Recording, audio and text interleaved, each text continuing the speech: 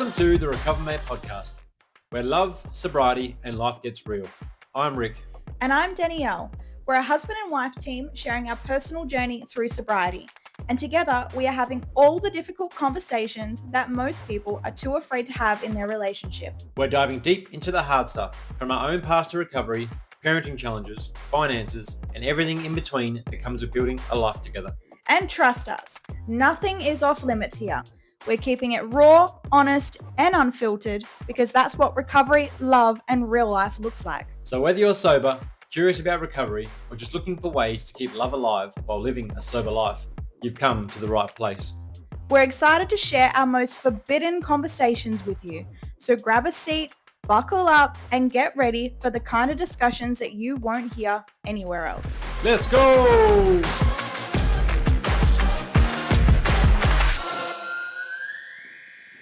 Welcome back to another episode of the Wow, I'm off to a good start.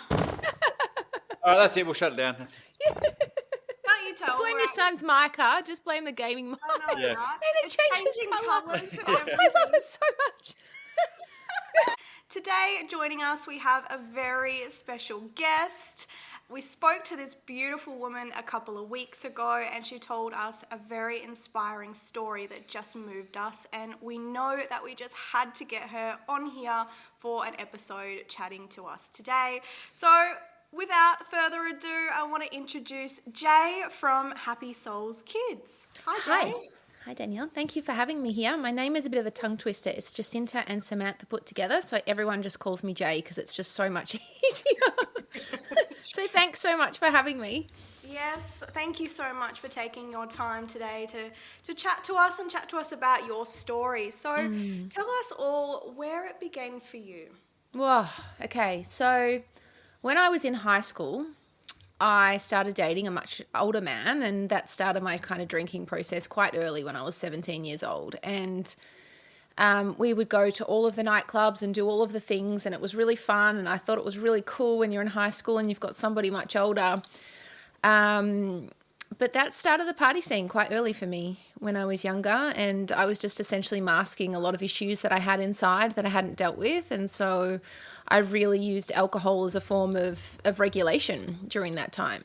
So so that went on for about 15 years. Now, that was a domestically violent relationship, and I only realize that now when we kind of do all of the work on ourselves. It didn't have a name back then, but it was quite shocking, actually, when you look back all the things that you accepted as a human being.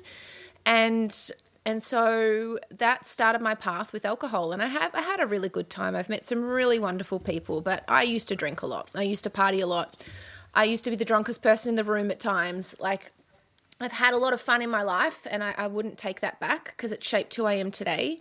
But it did get bad there for a little while. You know, it was quite shocking, and I think we all do that when we're younger. You know, we make these decisions when we're young, and then we get old, and then we realize that it's probably not where we want to be. And that was essentially my process of what happened with drinking. And then in 2019, 2020, I entered a new relationship, had a child, and he was 18 months old. And although I hadn't been drinking while I was breastfeeding and pregnant, I hadn't been drinking for ages. I'd started slowing down a little bit before then. I just kind of decided that that's not something that I wanted to be. And I just decided that night we went out drinking, and I had lychee martinis and espresso martinis, and I was back to how I was before, and I was like, oh, this is so much fun. And my body just completely rejected it. Like, nope, that is not who you are anymore. We're not doing this anymore. And I was like, oh, and I had a hangover for 5 days. And so that really cemented to me, when I saw my little child's face, who was 18 months old at the time, I was like, this is just not who I want to be. This is not the person that I want to be. And so I just said, that's it, I'm done. And for somebody that used to go out a lot, like the friends around me were like, well, whatever. Like, everyone says that it's their last weekend and they're never drinking again, and that's such a script that we've all used. But that was it for me. And I said, that's it. And it's been 10 years and I've never drank since.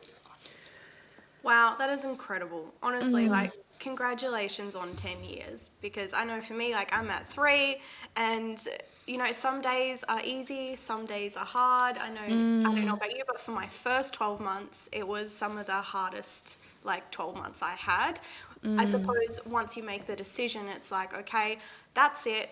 I'm not drinking anymore. My health's at risk. I've got to be a role model. I've got to be a good parent for my kids. And, you know, it just gets to the point where how much is alcohol attributing to my life? And is it giving me the life that I actually want? Or is it giving me a life that's, you know, that's not really what I want? Or most importantly, what I want my kids to have.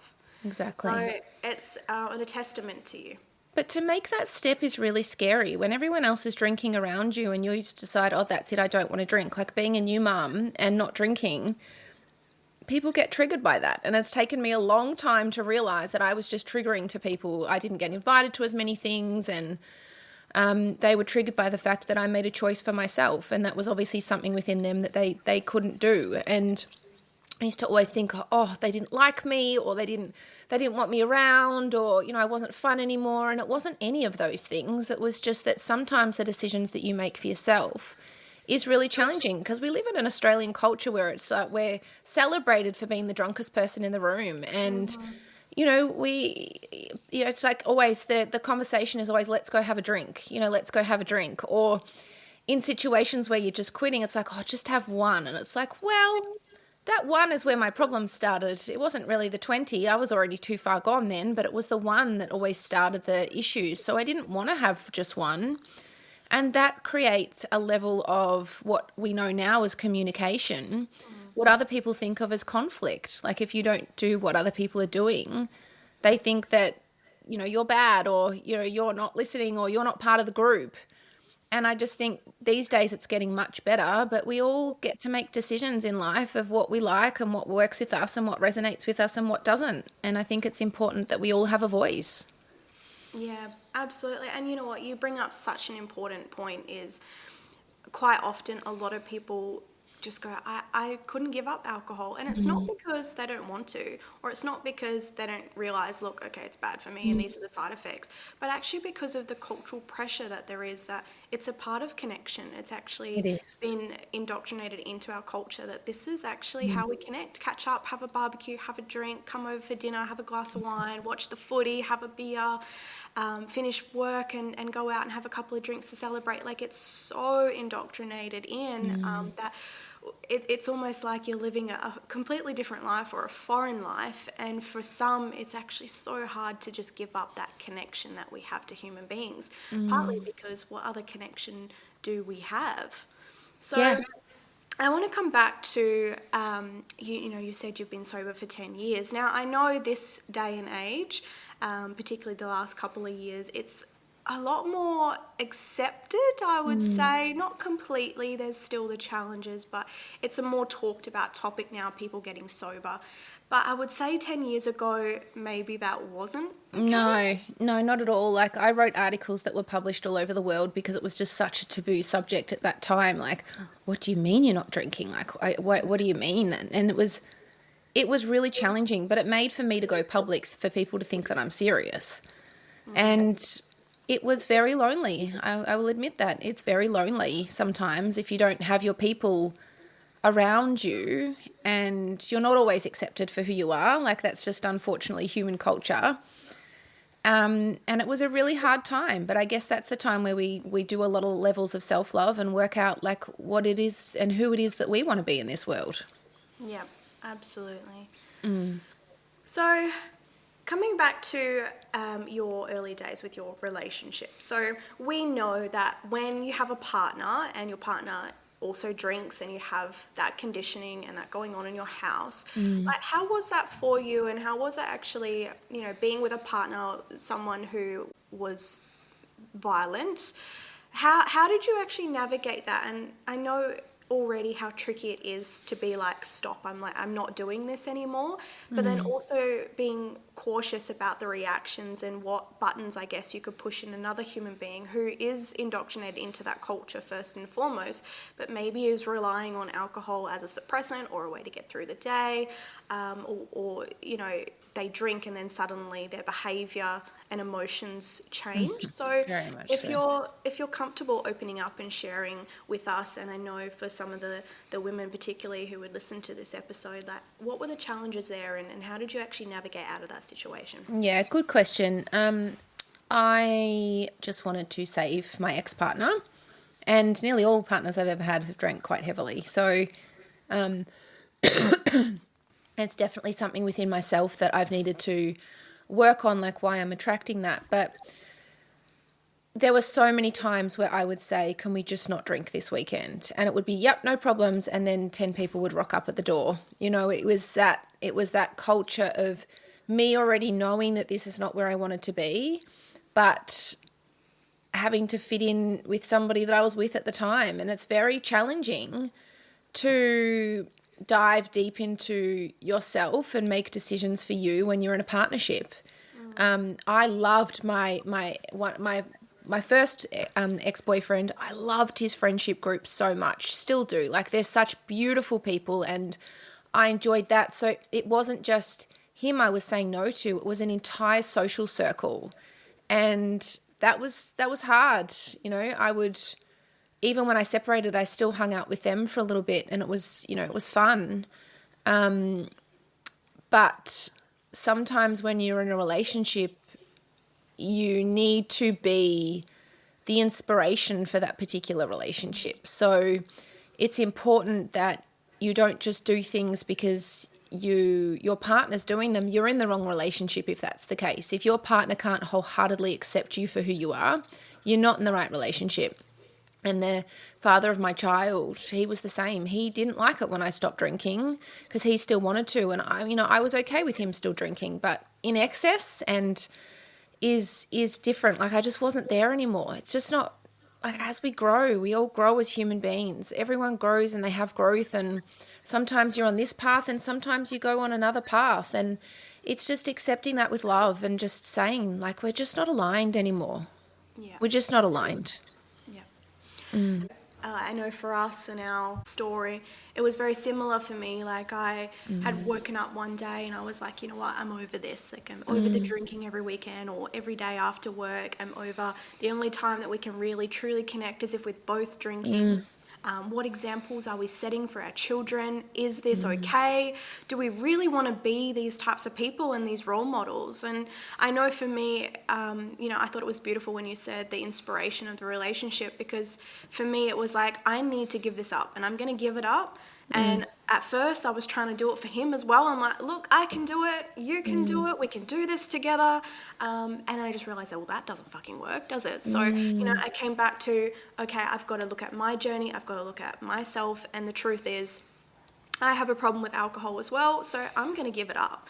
And, for me, it was a lonely journey. It was me looking at myself, deciding that I'm going to grow no matter what, and letting him sit in his own stuff. And, we're very grateful and thankful that at the time we had a good group of people around us who supported us through that journey and gave us a lot of skills. But also on the other side to that is when there's violence going on, and domestic violence particularly, like, it's not safe and it's not okay. And, there are times that either when you have those sober and clarity moments, or we like to say the separation from the ego and divine part of ourselves, you can make those choices and go, is this something worth fighting for? Can we stay on this trajectory?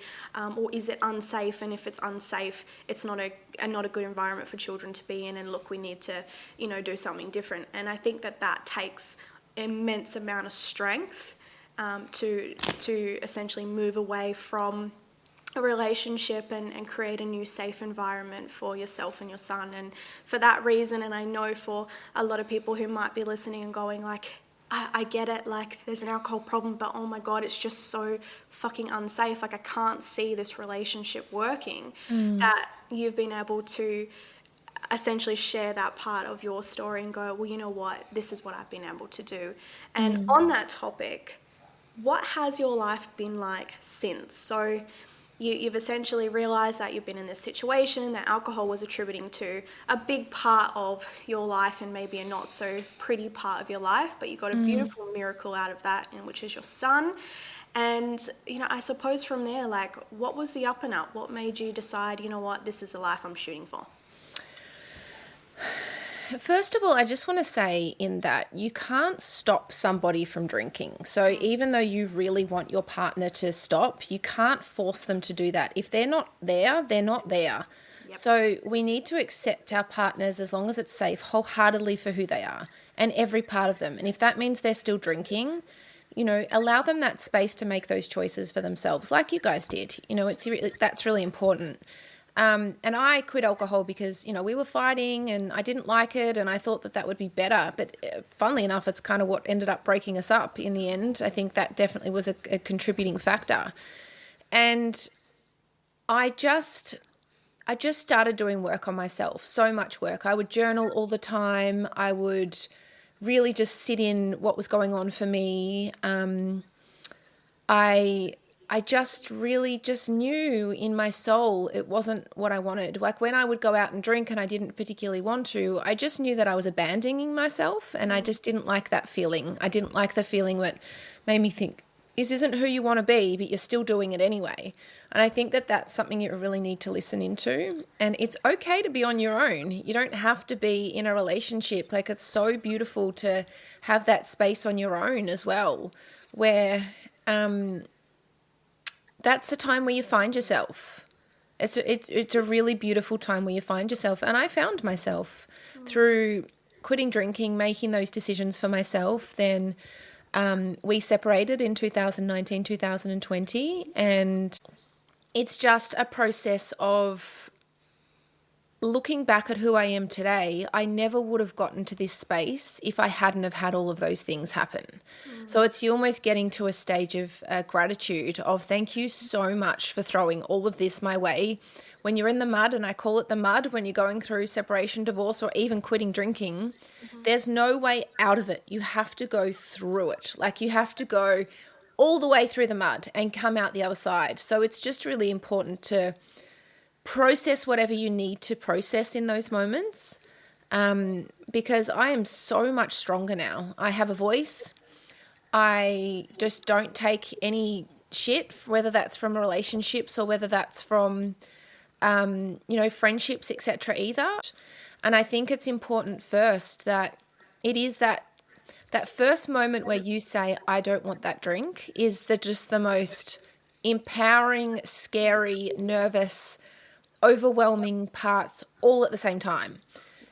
And that's the first time that you start choosing yourself. You've got to be authentic. If you don't want to drink, don't drink. There were so many years of my life, for so many years, that I was just like, I don't want to go out tonight, and someone convinced me into it, and then I'd blame them, and it's like, well, actually, I'm the one that made the choice, so I could have said no.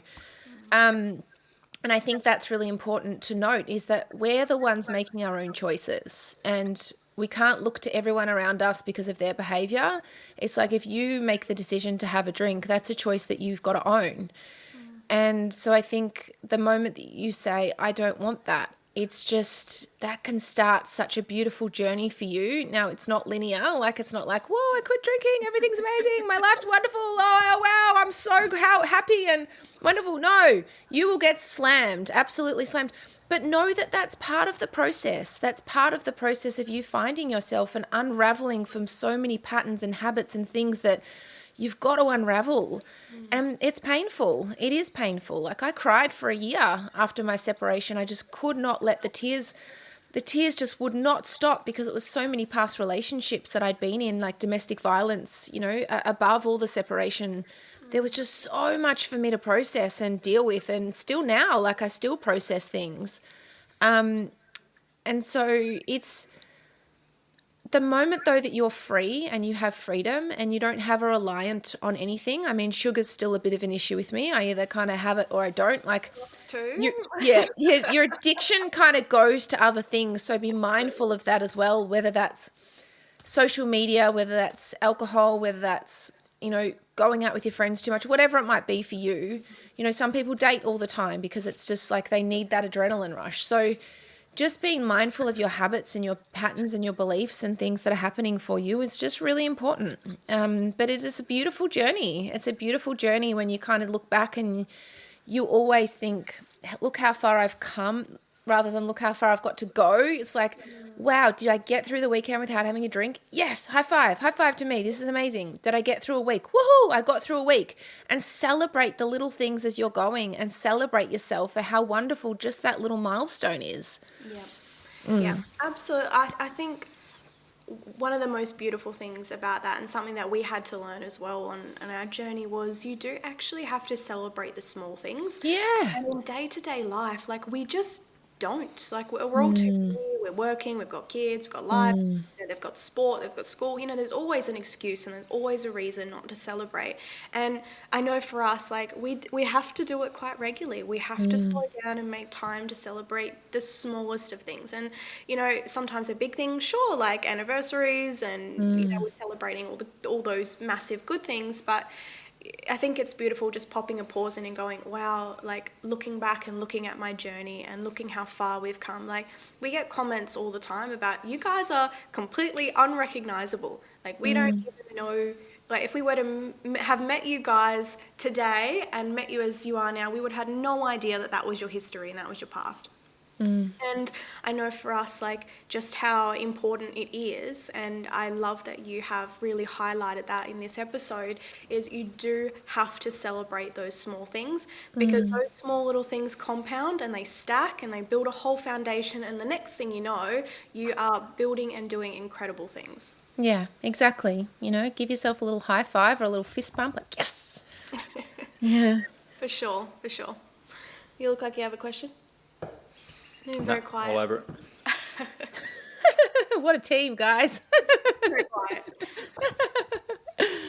So you've went a little bit into therapy and counselling, and you've got a few modalities like breath work and meditation that you've mentioned. So I suppose just gliding over, like, how important has that been in your journey, particularly moving from, all right, I'm partying, I've got a party girl every weekend, I'm having the time of my life, I'm probably listening to this type of music and I'm doing this in my life, and now you're slowly projected outwards and you're moving towards I would say, more slower and more meaningful life. So I would love to hear a little bit about those modalities that you're using or you have used and what worked really, really well.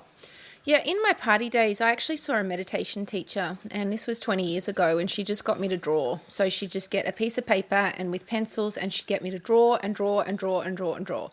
And I couldn't express how I was feeling at the time. When I was younger, it was always eat concrete, harden up, you'll be right, get over it. And I was such a sensitive, emotional being. I'm just like, I need all this stuff to come up. And so that's when I got introduced to sugar, to be able to process those emotions. If I eat too much sugar, I get emotional, I release my emotions, and that just became a pattern for me. And so when she got me to draw, that was the first time that I really started to express how I was feeling. And it was beautiful. Now, that was 20 years ago. Meditation wasn't a thing 20 years ago, and I did it in private. Well, all my friends were at Revolver and, 161 and all of these places. I'd go to them and then I'd go to a meditation teacher separately. And funnily enough, I'm getting to the point of why I'm saying this. When we separated in 2019, 2020, my son was so broken. Like, he was throwing bins around the house. He was running up the street. And even though I'd been on my own path of meditation and breath work and all of these things for so many years before we separated, it didn't touch my son at all. He would do Cosmic Kids yoga and we'd do other things like, little breathwork practices, but that's not what he needed. That's not what a child needed to release his emotions. So I started studying as much as I could to be able to support him. And then I saw during COVID that kids couldn't gain access to psychologists. There was a 6 to 12 month wait. Yeah. And so I started studying to become a family and child counsellor, art therapist. I studied play therapy, and I'm a kids yoga teacher. So all of these modalities that I was learning, I was doing with my son to be able to help him and me, by the way. That was so healing for me during that journey. My past, I've worked at Crown, VRC, I've worked at Melbourne Storm, I've worked on the Logies, Brownlow. So my background's very vast. So even though I've always been a counsellor for my friends, I went into that element of counselling. And I had a private practice in Torquay for 4 years. And that was, beautiful. I loved it. Like, working with the children, working with the families, with everything that I've learned over my 20 years. It wasn't just that time, like 20 years of healing. I really just loved that space. And then I was in practice with one of the kids one day and I said, hey, do you want to do some meditation? He just like rolls his eyes at me like, whatever, lady, I'm not meditating. And I said, LeBron James meditates, and instantaneously he wanted to meditate straight away. So then my practice turned into something beyond a practice. We moved back to Melbourne to be close to family, and now I'm building a startup where we utilise athletes and people of influence for children to be able to tell their real, raw, authentic stories. Yes. Like a child will see somebody win a gold medal and be like, oh my God, they're so talented. And you're like, well, yes, they are, but you haven't seen what they've had to go through to get there. So we tell those really raw, authentic stories of what children need to get to that next element. So, and that's through gamification in a language that they understand. My 11-year-old son is my unofficial co-founder, so he kind of works through and is like, I like this, I don't like this, this is great, this is not great, this is boring. Your kids are great, they tell you the honest truth. And I think that everything I did was really healing me first. I think I needed to learn to have more compassion for myself. I'm such a people pleaser and perfectionist that I needed to break those barriers. I said in a podcast just this week, like, we got messy. Now, it was hard for me to get messy. You know, everything in my life had to be perfect in the order. Only if people are coming over. If they didn't, the house was a mess. But, you know, everything had to be perfect. And then to have a home practice with children coming in and making slime and making mess, like, that was me untangling my own mess. You know, that was me just saying, hey, you know, let's be present. Let's have connection over everything else.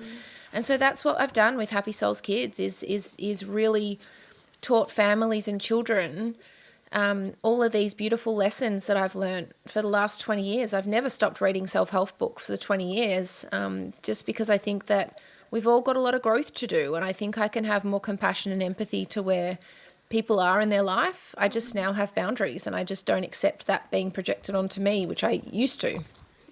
Yep. That's so beautiful.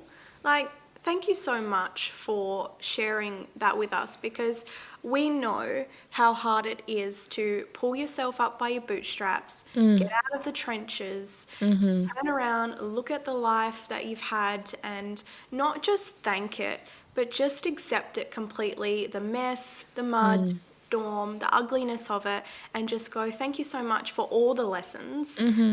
I'm taking this with me, I'm using it as wisdom, and I'm going to help other people. And essentially, when you can do that, it's empowering. It is. It's quite easy for a lot of people to turn around and keep living in their past and being the victims of their own life, and this is what happened to me, and it just keeps you stuck. It keeps you unable to do something impactful and do something meaningful and contribute back to people and give people exactly what it is that they're looking for. And I know when we first spoke, we were absolutely amazed by what you're doing with Happy Souls Kids, because we have a couple of kids and we know that some are externally referenced. So some would hear, oh my gosh, LeBron James, he meditates, I'm going to do that. And then some kids are internally referenced and they're going to listen to exactly what you're saying and they're going to take that on. And, you know, it's just all of those small skills that you would have had to have learnt, but had you not turned around and accepted that part of yourself, you know, you wouldn't have been able to do what you're doing right now. And I think that for a lot of people who are in this place right now and who are hearing Jay's story, you know, you can use what you have been through and you can accept that as a part of yourself and turn it around and make it into something beautiful. And I know for us, and particularly Rick, here at RecoverMate, that was a big part of what we're doing was, you know, how do we turn something that was such a horrible part of our life and a bad chapter of our life, because we could stay stuck there. We could keep talking about that. We could keep living that, in fact.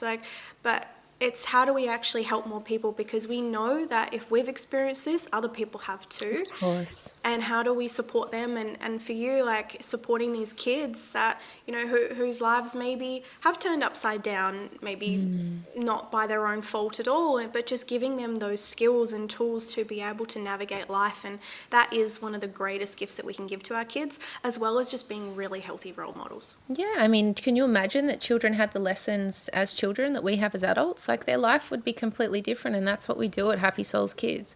But I will say, though, there's a saying that people say is don't play the victim, and I just want to acknowledge that sometimes you are the victim, you know, and it's okay to sit in that space of victimhood just to process through it. You know, we need to sit in that to process through whatever's going on, because some really shitty things happen in life sometimes, and it's not your fault.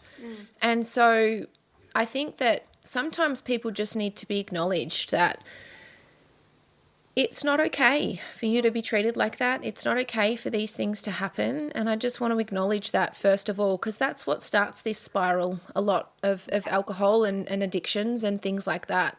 And you speak to friends and they're like, stop playing the victim. It's like, well, sometimes you are the victim. So just acknowledge that you are the victim. Now, we don't want you to stay in that space. No, that's but right. acknowledging the fact that you are, and sitting there and saying, like, I'm so upset that all of these things happened to me, and cry it out, dance it out, write it out with journaling, or using color if you don't know how to express yourself. Like, see a counselor, like go to the beach, scream into a pillow, do all of these things to get it out of your body, because that's where we need to start first, because that's what trips our addictions all of the time, is just acknowledging them and sitting in that moment. A friend of mine wrote a book called Human Medicine. I love it. And he said, it's like going to the toilet. And I love that he acknowledges that. Like, it's when our emotions are coming up, it's the same thing. We can't go, oh, okay, I know that you're coming up here now, anger, but I don't want to deal with you, so I'm just going to go away, and then we'll deal with you next week. We need to deal with stuff that's coming up for us straight away. It's just really important. And I think that's beautiful, because one of the things we talk about is, we're not intellectually based human beings. Like, we are, and we can be, but we're actually emotional based beings. Yeah. And everything that we do, we actually do based on emotion. And when we cut ourselves off from that, and I know for us it's been a long journey, is actually being with your emotion and being okay with it.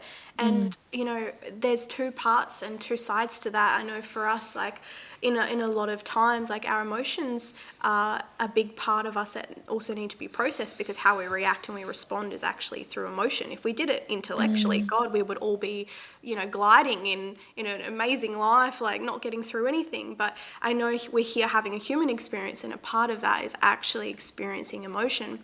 But also, to the flip side to that is our emotions actually can lie to us a lot of the time. So while we might feel that life's really good, the next minute, what we like to call the ego part of us comes in and goes, well, actually, no, things have been really shit for you lately. Like, and it can take you right out of that as well. So I know a part of, like, our journeys, and a part of that is actually getting to know ourselves first and foremost. Like, how important. Yeah, how can we actually process what we're going through, and then how do I, like, what's that little internal voice that takes me off the pedestal, or it knocks me down, or takes me away from what I'm trying to build? Like, because there is a part of us that does sabotage and does separate us from living an incredible life. And as you would know, Jay, like, the more life goes on and the more greater things you do, the more louder that voice gets. And I know for some, that's where they go straight back to drinking, or they pick up another addiction like you mentioned earlier, and suddenly they're back on the exact same pattern, but just in a different way. And I know for us, like, we've experienced that, and we work quite a lot with a lot of people who, they do a lot of work, and then they don't come back for a number of years, and then you see them again and they're right back where they were, and they've just undone so much of that work, particularly on themselves. So I love that you've highlighted that in this episode, because I think that a lot of people are just unaware that just because you've done this or just because you've done that, it doesn't mean that that's the end. Like, you have to keep going. You have to keep looking at yourself. You have to keep dealing with the emotions that come up. Otherwise, quite often you're going to go straight back to what you were doing before. Yeah, it's lonely. It's lonely. And then you have an abandonment mood that comes up, like I had. So when people walked out of my life because I wasn't playing a part in their story anymore, like, I would get triggered by that, and that's, you've got to understand that everyone's on their own journey, and we're just all trying to do the best that we can. And we just need to kind of align yourself with people. You are the 5 people that you hang around with. You're still hanging out with the same crew that you were before. You might get roped back into that. So it's just a coincidence. I mean, I don't think it's a coincidence at all, where a lot of people do come out, move your life, but that's the time where you work on you and you say, what will I accept? What are my boundaries? What am I not okay with? And who do I want to be? And these are all really good questions to ask when you stop drinking, and just staying on that path and proving the fact that no matter what is thrown at you, because there sometimes is a lot, that you are so fixated to this path. Yeah. So looking back, what would you say to someone who, has gone through quite a lot, maybe similar to you, They've got a lot of history. Maybe they're in a relationship that's not safe or not healthy.